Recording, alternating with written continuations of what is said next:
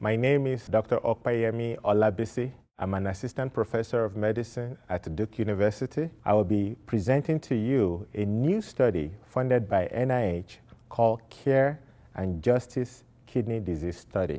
There are 4 problems that I really want to highlight for us why this is important. The first problem is the high burden of kidney failure in the Black community.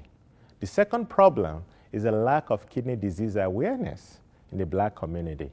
Thirdly, the lack of specific treatment for this kidney disease. And fourthly, that Blacks are underrepresented in clinical trials. Black Americans are 4 times more likely to develop kidney failure than white Americans. Black Americans represent 13% of the US population. But when you look at patients who are on dialysis, Black represent 35% or more. If 100 people start dialysis today, in 3 years, only 50 of them will still be around. For Black men, life lost to kidney failure is similar to life lost to colon cancer.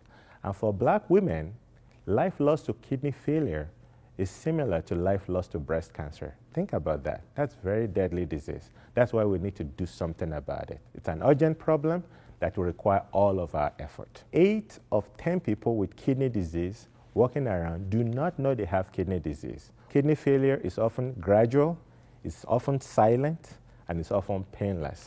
What is really the origin or the cause of kidney failure? Structural racism, socio-economic factors, the environmental factors, lastly, biological factors, the genes we inherit from our parents. And this is where the factor I will be describing today fall under. And that biological factor is a gene called ApoL1. It's a gene that is common in all humans. Research suggests that there's a new version of this ApoL1 that developed 4,000 to 6,000 years ago in West Africa, in the modern-day Nigeria, Ghana area, where people that carry this altered version of ApoL1 have an advantage, a survival advantage, because this altered ApoL1 protected Africans from the parasite that causes African sleeping sickness. Unfortunately, that same gene that protected from the sleeping sickness also increased the risk of kidney failure. The movement of Africans to the America on the slave ship brought the gene to the Americas. The ApoL1 gene we now know is a major contributor to kidney disease among African Americans. About 10 to 15% of Blacks in the US have 2 copies of the altered ApoL1 gene. 40% of Blacks who are on dialysis have 2 copies of ApoL1 genotype. The first impact of this altered ApoL1, it gets people that have it on the train that's going to dialysis. The second impact of this gene is that once you're on that train, it makes that train into a bullet train. You see the lower train, the ApoL1 CKD train, gets to dialysis much sooner, about 10 years earlier on average. We do not have any intervention currently that slows down the ApoL1 train. If you look at clinical trials of kidney disease, Blacks represent less than 5% of individuals in clinical trials. So this is a major problem. So I've presented 4 problems. Problem number 1, high burden of kidney disease in Black community. Problem number 2, lack of kidney disease awareness. Problem number 3, no specific treatment, and in this case specifically for ApoL1. And problem number 4, that Blacks are underrepresented in clinical trial, which is the standard way by which we find cure. So what are we going to do about it? That's the goal of the Care and Justice Project. The CARE project actually increases awareness, screen people to see who has kidney disease.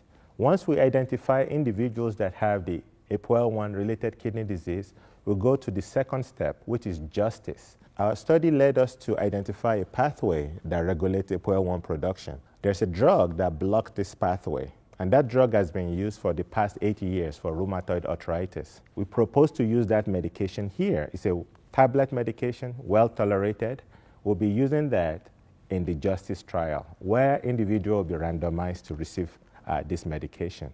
We've assembled a team of experts working in partnership with the community. What are the goals of CARE? 1 is engagement, 2 is increased awareness, and 3, provide screening for kidney disease. We plan to screen about 5,000 people over a period of 5 years. It's a single, one-time visit. This can happen in the community or at Duke.